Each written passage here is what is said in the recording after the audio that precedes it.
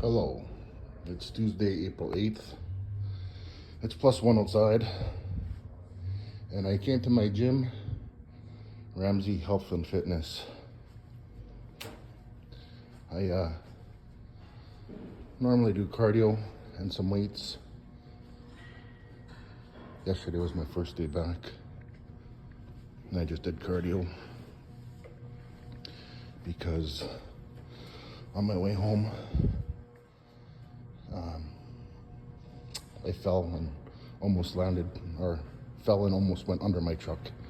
And I grabbed the truck and hurt my biceps and elbows. If you haven't noticed, I'm a very clumsy person. I've been that way forever, so it's nothing new. But anywho, I will let you go and get on the treadmill. Talk to you later.